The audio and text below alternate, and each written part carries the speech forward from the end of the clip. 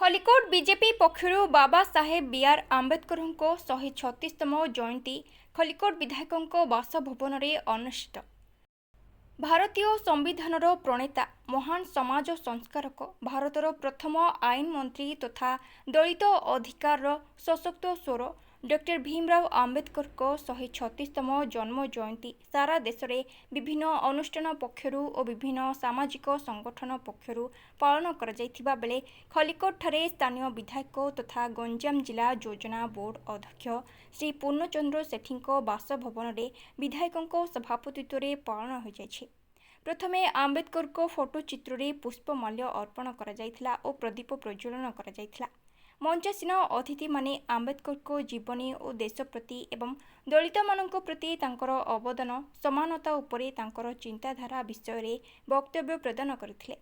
कार्यक्रम में मंडल सभापति मिटू स्वाई, पंकज माझी, ब्लॉक उपाध्यक्ष प्रतिनिधि कालूराम महाराणा, पूर्वतन ब्लॉक उपाध्यक्ष पद्मचरण सुबुद्धि, अटल युव बाहिनी सभापति सुभजित कुमार, युव नेता निरंजन नायक, प्रदीप कुमार पट्टनायक, कार्तिक प्रधान, पूर्वतन समिति सभ्य सकलेश्वर दास समेत बहु स्थानीय नेतृवृंद और कर्मी उपस्थित थिले। आम भारतर अन्यतम सुनामधन्य नेता तथा भारत संविधान प्रणयता